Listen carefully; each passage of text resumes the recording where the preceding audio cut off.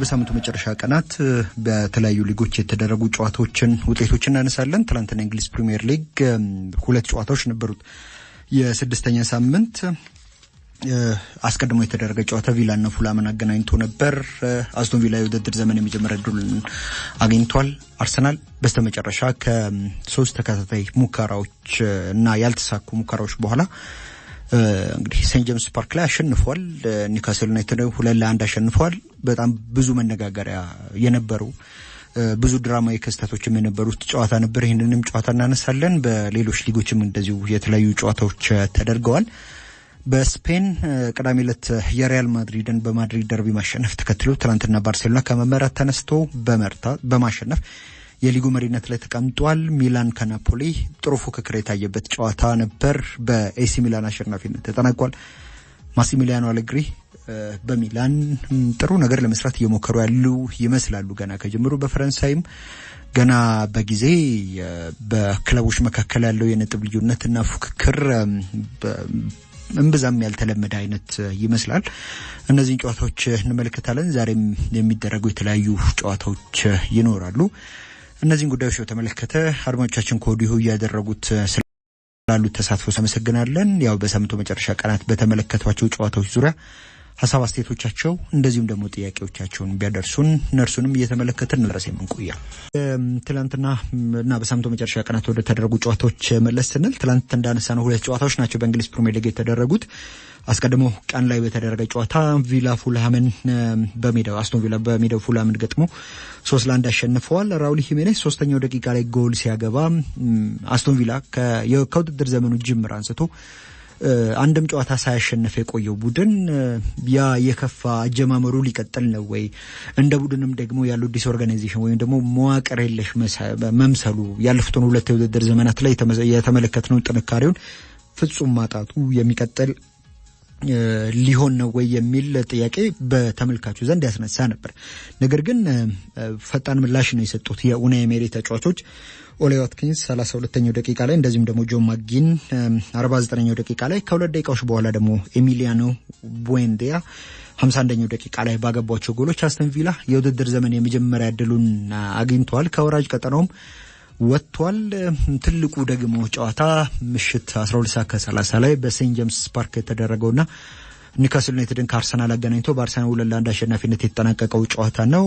ኒክ ቮልተማደ 34ኛው ደቂቃ ላይ ባገባው ጎል ኒውካስል ዩናይትድ ጨዋታውን መምራት ጀምሮ ነበር። ነገር ግን በጨዋታው የመጨረሻ ደቂቃዎች ላይ በተቆጠሩ ጎሎች አርሰናል አሸንፏል። ሚካኤል ሜሪኖ 84ኛው ደቂቃ ላይ እንደዚሁም ደግሞ ጋብርኤል ማጋሃሌሽ መደበኛው የጨዋታ ክፍል ጊዜ ተጠናቆ በተጨማሪ ባከነ ሰዓት ወደ ማገባደጃው ሲሆን ከማዘን የተሻገረን ኳስ በጭንቅላቱ ገጭቶ በማስቆጠር አርሰናልን አሸናፊ አድርጓል። በስተመጨረሻ እንግዲህ መግቢያችንም ላይ ስናነሳ እንደነበረው ከ3 ተከታታይ ሽንፈቶች በኋላ አርሰናል በሴንት ጄምስ ፓርክ ኒውካስል ዩናይትድን አሸንፏል። ይህንን ሲያደርግ ደግሞ የነበረበትን ድክመትና ትችቶች በብዙ ቀርፎ እስከ መጨረሻው ድረስ ታግሎ ነው። ብዙ ድራማዊ ክስተቶች የነበሩበት አወዛጋቢ ዳኝነት ውሳኔዎችም የነበሩበት በኋላ ላይ የማብራሪያዎች ተሰጥቶባቸዋል። ግን የአርሰናልን ይሄ የቡድን ጥራት ብቻ ሳይሆን የአእምሮም ጥንካሬም ጭምር የተመለከትንበት አይነት ጨዋታ ሆኖ ነበር። የትናንትናው ጨዋታ በሚኬል አርቴታ ቡድን በኩል የተመለከትነው ሰር አሌክስ ፈርጉሰን የሚያነሱት እኛም ደጋግመን እዚህ የጠቀስነው አንድ አባባል አለ። እንደዚህ አይነት ቡድኖች ወይም የሻምፒዮንነት መልክ ያላቸው ቡድኖች ለትልልቆቹ ክብሮች የሚፎካከሩ ቡድኖች እንደዚህ አይነት ድልም ጭምር ያስመዘግባሉ። እስከ መጨረሻው ድረስ ተስፋ ሳይቆርጡ ይታገላሉ እና ደግሞ በጣም ሆስታይል ከሚባለው በጣም አስቸጋሪ ፈታኝ ከሚባልም ደግሞ ከባቢ ውስጥ ነጥቦችን ይዘው የመምጣት አቅም ያላቸው ቡድኖች ናቸው የሻምፒዮንነት መልክ ያላቸው ቡድኖችና ትናንትና አርሰናል እንደዚህ አይነት መልክ ያለው ቡድን እንደሆነ አሳይቷል። የጨዋታውን በተወሰነ መልኩ ለመመልከት የመጀመሪያው አጋማሽ ከዚህ ቀደም ይታችበት የነበረውን የጥንቃቄ ማብዛት መሳይ አሰላለፍ ትቶ ነበር አሰልጣኝ ሚካኤል አርቴታ የማጥቃት አደጋ የሚፈጥሩ ተጫዋቾችን ያስገባው። በተለይ ደግሞ ኤቤሬቺዜን በ10 ቁጥር ስፍራ ወይም ደግሞ ከአጥቂው ጀርባ ያለው የአጥቂ አማካይ ሚና ላይ ማሰለፉ እና ደግሞ መሀል ለመሀልም ነበር ያጠቃይ ነበረው። ከዚህ ቀደም የአርሰናል ማጥቃት ተገማች ነው፣ ወደ ቀኝ መስመር ብቻ ያደላ ነው በሚል ብዙ ትችት ይደርስበት ነበር። ግን በትናንትናው ጨዋታ ላይ እንዲያውም አብዛኞቹ አደጋዎች ይፈጠሩ የነበረው የአርሰናል ማጥቃት መሀል ለመሀል በሚሄድበት ጊዜ ነበር። ከዛውጭ በሶስቱም ማለትም በግራም በመሀልም በቀኝም ይሄ ባላንስ ያደረገ የማጥቃት ሂደት ነበር የነበረው። ኳሶች አስፈላጊ ሲሆን ከቀኝ ወደ ግራ ስዊች ያደርጉ ነበር፣ ከግራ ወደ ቀኝ እንደዚህ እንዳስፈላጊነቱ ባየር ላይም እንደዚሁም ደግሞ በሽግግሮችም በይሄ ፕሮሰስ በሚደረጉም ደግሞ ሲኮንሶችም ጭምር ኳሶች ወደ ኒውካስል ዩናይትድ የመከላከል ቀጠና ለመሄድ ይሞክሩ ነበር። በሙከራዎችም እንደዚሁ በቶሎ ማድረግ ችሎ ነበር። በተለይ ደግሞ አራተኛው ደቂቃ ላይ በሬቼዝ የሞከረውና ኒክ ፖፕ ያወጣበት ኳስ የመጀመሪያው የጨዋታው ትልቁ የሙከራ አጋጣሚ ነበር። 13ኛው ደቂቃ ላይ ኒክ ፖፕ ቪክቶር ዮኬሬሽ ላይ ጥፋት ሰርቷል በሚል የፍጹም ቅጣት ምት ለአርሰናል ተሰጥቶ ነበር። ነገር ግን በዚህ በቪዲዮ የታገዘ ዳኝነት መልሶ ከታየ በኋላ ተሽሯል። ይህ ደግሞ የሆነበት ምክንያት ኒክ ፖፕ አስቀድሞ ኳሱን ነክቶታል። ቪክቶር ዮኬሬሽን ከማግኘቱ አስቀድሞ ኳሱን በእግሩ ነክቶታል። በዚህ ምክንያት አድቫንቴጁ የኒክ ፖፕ ነው በሚል ነው እንግዲህ በኋላ ላይ የፒጅሞል ወይም የዚህ የእንግሊዝ እግር ኳስ ውድድሮች ላይ ዳኞችን የሚያቀርበው ተቋም በይፋ የትዊተር ገጹ ላይ እንደዚሁም ደግሞ ፕሪሚየር ሊጉን በራሱ በይፋ የትዊተር ገጹ ላይ ተመሳሳዩ ማብራሪያ እንደዚሁ ሰጥቶበታል። እንደነበረው የጨዋታ ብልጫ አርሰናል በቂ የጎል ዕድሎችን ፈጥሯል ለማለት እንኳን ቢያስቸግር ከዚህ ቀደም ይነሳበት የነበረው የክሬቲቪቲ ጥያቄ ወይም ደግሞ የፈጠራ ጥያቄ በብዙ መልኩ አሻሽሎ መልሶ ነው የመጣው በትላንትናው ጨዋታ ላይ። በተለይ ደግሞ የቤሬቼዜ የዚህ የአርሰናል ማጥቃት በማሻገሩ በዚህ በማሳደጉ በኩል ትልቅ ሚና የነበረው ተጫዋች ነበረ።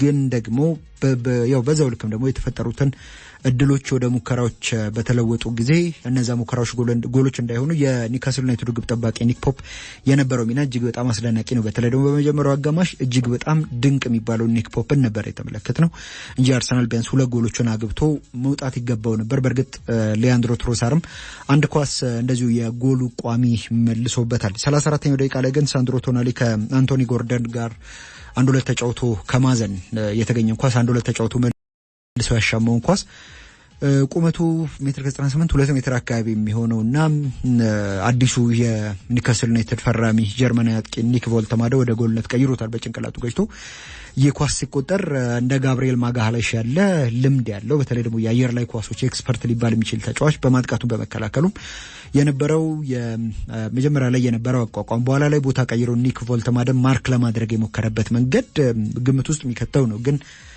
ያው ተጫዋቹ ጎሉን ያስቆጠረው ቮልተማደ የቁመት አድቫንቴጁንም ጭምር ተጠቅሞ ነው ቡድኑን መሪ ያደረገው። ከዚህ ጎል በኋላ የተቀየረ የጨዋታ ብልጫ ፓተርን የለም። ግን ደግሞ አርሰናል ያው ግልጽ ዕድሎችን ለመፍጠር በነበረው ሂደት ውስጥ የዚህ የኒውካስል ዩናይትድ በተወሰነ መልኩ የተደራጀ መከላከል በታሰበው ደረጃ ብልጫ እንዳይኖረው አድርጎት ነበረ። ሁለተኛው አጋማሽ መልኩን ባልቀየረው ጨዋታ ኒውካስል በጨዋታ ውስጥ የቆየው ምናልባት አርሰናል ከዛ በላይ ጎሎችን እንዳያስቆጥር ሆኖ የቆየው በኒክ ፖፕ እጆች ነበር። ነገር ግን ከ70ኛው ደቂቃ በኋላ ሚኬል አርቴታ ያደረጋቸው ቅያሬዎች ውጤቱንም ጭምር ለውጠዋል። በተለይ ደግሞ የሚኬል ሜሪኖ መግባት ከዛ ውጭ የማርቲን ኦዴጋርድና የሉዊስ ስኬሊም በስተኋላ መግባት የአርሰናል ማጥቃት ይበልጥ ጥራቱን ሲጨምሩ በኒውካስል ዩናይትድ በኩል የነበረውንም የዚህ የመከላከል መስመሮች በአግባቡ የሚፈትኑ አይነት ኳሶችን ነበር። በተለይ ደግሞ ማርቲን ኦዴጋርድ ወደ ኒውካስል ዩናይትድ ሳጥን ለመጣል ሲሞክር የነበረው። በእርግጥ ጋብሪኤል ማርቲኔሊም በስተኋላ ተቀይሮ ከገባ በኋላ የዚህ የኒውካስልን መከላከል ዲስኦርጋናይዝ በማድረግ በኩል ወይም የዚህ አደረጃጀቱን በማፋለሱ በኩል ሩጫዎቹ በጣም ጠቃሚ ነበሩ።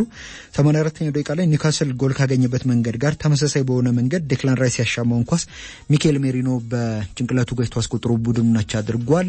ኳሱን ባገኘበት ቅጽበት ያን ያክል ማርካ ያደረገው ወይም ደግሞ እሱን ያንን ኳስ ቢያገኝ ምቾት እንዳይሰማው ለማድረግ አካባቢው ላይ የነበረ ተጫዋች አልነበረም።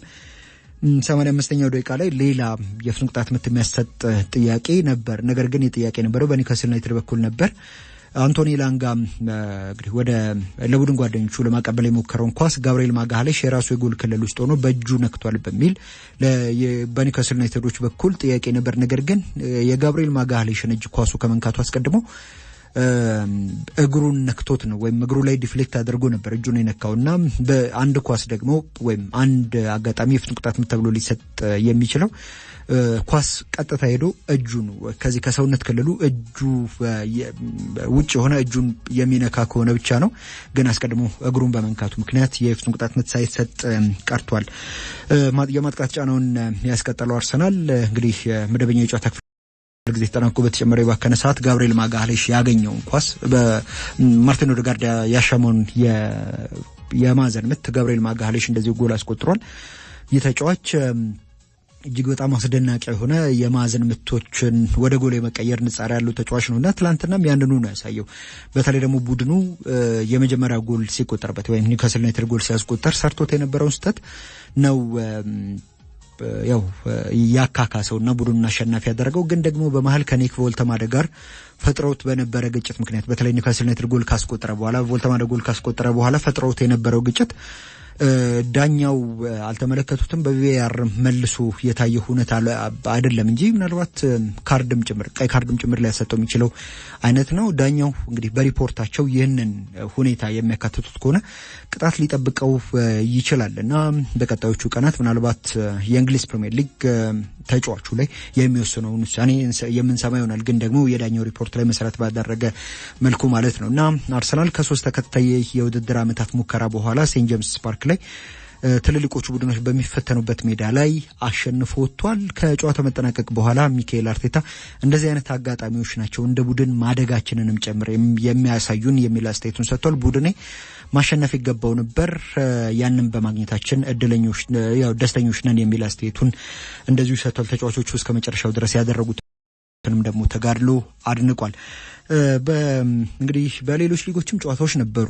በስፔን ላሊጋ ትላንትና እንደዚሁ ጨዋታዎች ነበሩ። ራዮ ቫይካኖ በሜዳው በሴቪያ 1-0 ተሸንፈዋል። ኤልቼ ሴልታ ቪጎን 2-1 ሲያሸንፍ፣ ባርሴሎና በሞንትዊች ከሪያል ሶሴዳድ ጋር ያደረገውን ጨዋታ በተመሳሳይ 2-1 አሸንፏል። ከመመራት ተነስተው አልቫሮ ኦድሪዮዞላ 31ኛው ደቂቃ ላይ ሪያል ሶሴዳድን ቀዳሚ አድርጎ ነበር።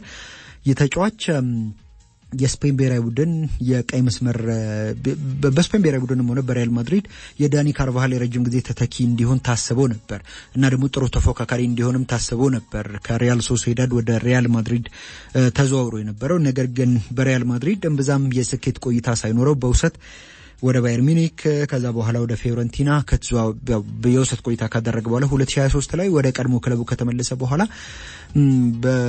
በተወሰነ መልኩ ጥሩ እንቅስቃሴ እያደረገ ነው የሚገኘው። ትላንትና እንግዲህ የባርሴሎና ተከላካዮች ሩጫውን ሳይመለከቱ ወይም እነሱ ትኩረቱ ሳይገባ ነበር ጎሉን ያስቆጠረው። ከዛ በኋላ ግን ባርሴሎና በጨዋታው ላይ በፍጹም ብልጫ ነበረው እና ደግሞ በዛ ብልጫውም የሚገባውን አይነት ውጤት አግኝቷል። ጁል ኩንዴ 43ኛው ደቂቃ ላይ ማርከስ ራሽፎርድ ያሻማውን የማዕዘን ምት በጭንቅላቱ ገጭቶ ጎል አስቆጥሮ ቡድናቸው ያደረገ። ሮበርት ሌቫንዶቭስኪ ላሚን ያማል ተቀይሮ ከገባ በኋላ ከነበሩት የመጀመሪያ የኳስ ንክኪዎች መካከል አንዱን አቀብሎት ወደ ጎልነት ቀይሮ ቡድን አሸናፊ ያደርገዋል። ባርሴሎና እንደነበረው ብልጫ ከዚህ በላይ ጎሎችን ማስቆጠር ይገባው ነበር። ትላንትና በጣም አስደናቂ የሚባል እንቅስቃሴን ከፔድሪ በኩል እንደዚሁ ተመልክተናል። የተለመደ ሆኗል ከሳምንት ይህንን ተጫዋች እንደው ያድናቆት ቃላት የሚያስፈልጉ አይነት እንቅስቃሴዎችን ማድረጉ እና የባርሴሎና የልብ ምት መሆኑንም በትላንትናው ጨዋታ ላይ አሳይቷል። ሪያል ቤቲስ እንደዚሁ ኦሳሱና 2-0 ያሸነፈበትም ጨዋታ ሌላ ትላንትና የተደረገ ጨዋታ ነው። በጣሊያን ሴሪያም ሳሱኦሎ ኡዲኔዜን 3-1 ሲያሸንፍ፣ ሮማ ሄላስ ቬሮና 2-0 አሸንፏል። አርቴን ዶቬክ እና ማቲያስ ሱለ ናቸው ጎሎቹን ያገቡት። ፒሳና ፊዮረንቲና ጨዋታቸው 0-0 ሲጠናቀቅ ሚላን ከናፖሊ ያደረጉት ተጠባቂ ጨዋታ ነበር። ኤሲ ሚላን ይህንን ጨዋታ 2-1 አሸንፈዋል። አሌክሲስ ሳላማኬርስ 3ኛው ደቂቃ እንደዚሁም ክሪስቲያን ፖሊሲ 31ኛው ደቂቃ ላይ ጎሎችን አግብተው የማክስ አሌግሪ ቡድን ጨዋታውን ኮምፎርታብል በሆነ ሁኔታ ወይም ምቹ በሆነ ሁኔታ ይመራ ይመስል ነበር። ነገር ግን በሁለተኛው አጋማሽ 60ኛው ደቂቃ ላይ ኬቪን ደብሮይነ ከፍጹም ቅጣት ምት ጎል አስቆጥሮ ግን ደግሞ ከዛ አስቀድሞ አወዛጋቢ የሚባል የዳኝነት ውሳኔ ተወስኖ ነበርና በተለይ በቪአርም ከታየ በኋላ የተወሰነው ውሳኔ የሚላኑ ተከላካይ በርግጥ ግልጽ የሆነ የጎል የማስቆጠር እድልን ያጨናገፈው ግን ያነክል ጠንካራ የሚባል እንትን አይደለም። ይሄ ሶፍት የሚባል አይነት ንክኪ ነበር የነበራቸው። ግን በቀይ ካርድ ከወጣበት በኋላ ሚላን ጨዋታው ማኔጅ ያደረገበት መንገድ አሌግሪ ወደ ቀደመ ጠንካራነታችን ለመመለስ የምናደርገው ጉዞ የመጀመሪያው እርምጃ ነው ብለዋል ከጨዋታው መጠናቀቅ በኋላና ልክ እንደ ሚካኤል አርቴታ ሁሉሳቸውም ተጫዋቾቻቸውን እንደዚሁ አወድሰዋል። በጀርመን ቡንደስሊጋም ጨዋታዎች ነበሩ። ኮልን በሜዳው በሽቱትጋርት የተሸነፈበት 2-1 የተሸነፈበትና ፍራይቡርግ ከሆፈንሄም እንደዚሁም ኡኒዮን በርሊን ከሃምቡርግ አቻ የተለያዩባቸው ጨዋታዎች ትላንትና ነበሩ። ትላንት በፈረንሳይ ሊግ ከተደረጉ ጨዋታዎች መካከል ሊልና ሊዮን ያደረጉት ጨዋታ አንዱ ነው። ሊዮን ይህንን ጨዋታ ከሜዳ ውጭ 1-0 አሸንፏል። ያለፈው የውድድር ዘመን እንደተጠናቀቀ ሊዮን ወደ ሊግ ድ ወይም ወደ ሁለተኛው የሊግ እርከን እንዲወርድ ተደርጎ ነበር። በዚህ ከፋይናንስ ህግ ማክበር አለማክበር ጋር በተያያዘ ግን በኋላ ላይ ይግባኝ ጠይቆ የፋይናንስ መዝገቡንም አስተካክሎ ነው ወደ ሊጋ የተመለሰውና ወደ ሊጋ ሲመለስ የፓሪስ ሳን ጀርመን ፕሬዚዳንት የናስር አልከላይፊ እርዳታ ነበረበት። ትላንትና ሊዮን ማሸነፉን ተከትሎ አሁን በነጥብ ከፓሪስ ሳን ጀርመን እኩል ሆኗልና ፓሪስ ሳን ጀርመን እንግዲህ በችሮታ ያተረፈው ክለብ ገና የውድድር ዘመኑ ጅምር አካባቢ ቢሆንም ያው ተፎካካሪው መስሏል። እኩል 15 ነጥቦችን ይዘዋል። ዛሬ ጨዋታዎች አሉ። በእንግሊዝ ፕሪሚየር ሊግ ኤቨርተን ከዌስትሃም የሚያደርጉት ጨዋታ ምሽት 4 ሰዓት ላይ ይደረጋል። በስፔን በስፔንም ቫሌንሲያ ከሪያል ኦቬዶ የሚያደርጉት ጨዋታ በተመሳሳይ ሰዓት ላይ ይደረጋል። በጣሊያን ሴሪያ ፓርማ ከቶሪኖ ምሽት 1:30 ጄኖዋ ከላዚዮ ደግሞ ምሽት 3:45 ላይ የሚያደርጓቸው ጨዋታዎች አሉ። ሩበን አሞሪምን በተመለከተ ምን አዲስ ነገር አለ የሚል ጥያቄም እንደዚሁ ደርሶናል። ያው ቅዳሜ ዕለት በብሬንፎርድ መሸነፉን ተከትሎ አሁን አሰልጣኙ ላይ ጫናዎች እየመጡበት ነው የሚገኙት።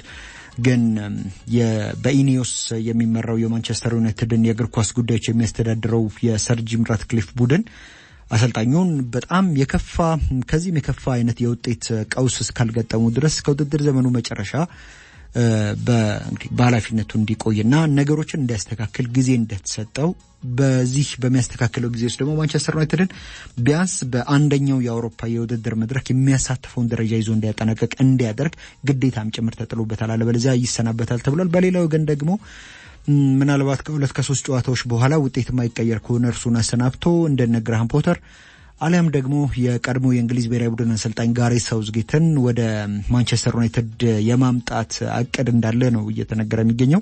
ይሄ ለአጭር ጊዜም ቢሆን የታሰበ ማለት ነው። ከዛ ውጭ ግን ለረጅም ጊዜ እንደነ አንቶኒ ኢራዮላ ያሉ የቦርንመዙን አሰልጣኝ አይነት አሰልጣኞችን ለማምጣት የረጅም ጊዜ የሩበን አሞሪም ቀጣይ እንግዲህ ተተኪ ለማድረግ መታሰቡም ነው እየተነገረ የሚገኘው።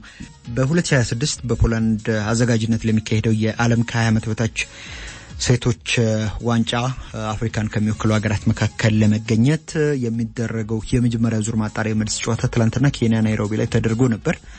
ባለፈው ሳምንት እዚህ አዲስ አበባ አበበ ቢቂላ ስቴዲየም ላይ ተደርጎ የነበረው የኢትዮጵያ ከ20 ዓመት በታች ሴቶች ብሔራዊ ቡድንና የኬንያቸው ጨዋታ 1-1 ነበር የተጠናቀቀው። ግን ትላንትና ኬንያ ላይ የተደረገውን ጨዋታ ባለሜዳዎቹ 4-0 አሸንፈው በድምር ውጤት 5-1 በመርታት ወደ ቀጣዩ ዙር አልፈዋል። በጨዋታው የመጀመሪያ ደቂቃዎች ላይ የኢትዮጵያ ብሔራዊ ቡድን ያው እንግዲህ ከሜዳ ውጭ እንደመጫወቱ መጠን ጎል ማግባት የጨዋታውን ሚዛን የበላይነት እንዲወስድ ያግዘው ስለነበር ያንንም የሚመስል እንቅስቃሴ በመጀመሪያዎቹ 10-15 ደቂቃዎች አካባቢ ለማድረግ ሞክሮ ነበር። ግን በነዛ ብልጫ በወሰደባቸው ደቂቃዎች ላይ ጎል አለማስቆጠሩ ያው የዋላ የኬንያ የእድሜ እርከኑ ብሔራዊ ቡድን በጨዋታው ፍጹም ብልጫ እንዲወስድና ያገኛቸውን አጋጣሚዎች በደንብ እንዲጠቀምበት አስችሏል። ከዛ በኋላ እንግዲህ በ30 ደቂቃ ባልሞላ ጊዜ ውስጥ ነው 3 ጎሎች አግብተው 3-0 ይመሩ የነበረው። በእኛ ቡድን በኩል መጀመሪያ አካባቢ የነበረው ተነሳሽነትና ይሄ ጨዋታውን ለማሸነፍ የነበረ ቁርጠኝነት ከዛ በኋላ ጠፍቶ ነበር የተመለከትነው። ሙሉ በሙሉ በዚህ በታክቲኩም ረገድ ከዛ ባሻገር በተነሳሽነቱም ይሄ በማሸነፍ ፍላጎትም ጭምር በኩል የኬንያ ብሔራዊ ቡድን የተሻለ ሆኖ ነበር በትናንትናው ጨዋታ ላይ የተመለከትነው። በጨዋታው በዚህ በዩቲዩብ በቀጥታ ስርጭት ተላልፎም ስለነበረ ማለት ነውና እንግዲህ በቅርብ ዓመታት ውስጥ ወይም ብዙም ሩቅ ባልነበረ ዓመታት ውስጥ የዞኑ በተለይ የዚህ በሴቶች እግር ኳስ በሴቶች የአዳጊዎች እግር ኳስ ውስጥ የኢትዮጵያ አዳጊዎች ብሔራዊ ቡድን ሀያል የሚባለው ቡድን ነበር። በተደጋጋሚ ለፍጻሜ ለግማሽ ፍጻሜ ደርስ ነበር በሴካፋ ውድድሮች ላይ በአንድ አጋጣሚ ደግሞ ዋንጫ የሚያሸንፈ ቡድን ነበረ። ግን ከዛ በኋላ ያንን ነገር ማስቀጠል አልተቻለምና አሁን ላይ ኳስ ልማት በጣም እያደገ መሆኑን ደግሞ በዚህ በወንዶቹና በትልልቆቹ ብሔራዊ ቡድኖች ብቻ ሳይሆን በዚህ በአዳጊዎችም ጭምር እየሰሩ ያሉት ስራ በውጤትም ጭምር እየተገለጸ ነው የሚገኘውና ሌላኛው ማሳያ የትላንትናው ጨዋታ እንደነበር መናገር ይቻላል። የአዲስ አበባ ከተማ ዋንጫ የህዳሴ ዋንጫ በሚል ስያሜ ትላንትና ተጀምሯል። ለ19ኛ ጊዜ እየተደረገ የሚገኘው ውድድር ትላንትና ሲጀምር ደማቅ በሆነ የመክፈቻ ስነ ስርዓት ነበር። ምክንያቱም ከአመታት በኋላ ነው የአዲስ አበባ ስቴዲየም ምንም እንኳን ለአዲስ የውድድር አመት የሚደረግ ዝግጅትን መለኪያ የሆነ ውድድር እየተደረገበትም ቢሆን ወይም በእንግሊዝኛው ፕሪ-ሲዝን ቶርናመንት የሚሉት አይነት ውድድርም ቢሆን ከአመታት በኋላ ነው የክለቦች ፉክክር ጨዋታን በተመልካች ፊት ያስተናገደውና እንግዲህ የኢትዮጵያ የሀገራችን አንጋፎቹ ቡድኖች ቅዱስ ጊዮርጊስና መቻል ያደረጉት ጨዋታ በመቻል 4-0 አሸናፊነት ተጠናቋል። በሁለተኛው አጋማሽ ናቸው ሁሉም ጎሎች በመቻል በኩል የተቆጠሩት። ቸርነት ጉግሳ 2 ጎሎችን እንደዚሁም ደግሞ ዮሴፍ ታረቀኝና ካለን ኮፊ የመቻልን ቀሪዎቹን ጎሎች ያገቡ ተጫዋቾች ናቸው። በሁለቱ ቡድኖች ባሰላለፋቸው እንደገና በተጠቀሟቸው ተጫዋቾች በኩልም የሚታይ የልምድና የጥራት ልዩነት እንዳለ መናገር ይቻላልና የመጀመሪያው ጨዋታ ነበር። ዛሬም እንደዚሁ የዚሁ የአዲስ አበባ ከተማ ዋንጫ ጨዋታዎች ቀጥለው ይደረጋል። አንድ ጨዋታ ይደረጋል ዛሬ ቀን 10 ሰዓት ላይ ኢትዮጵያ ቡና ከኢትዮጵያ ንግድ ባንክ ጋር የሚያደርጉት ጨዋታ ይኖራል። በተለይ ደግሞ ኢትዮጵያ ቡና በቅርቡ በሴካፋ ክለቦች ሻምፒዮና ላይ ተሳትፎ እንደነበር ይታወቃል። ስለዚህ ለአዲሱ የውድድር አመት ጥሩ ዝግጅት ያደረገ ነው የሚገኘው። ሌላ የዚህ ለአዲሱ የውድድር ዘመን ጥሩ መዘጋጃ የሚሆነው ውድድር ይመስላል።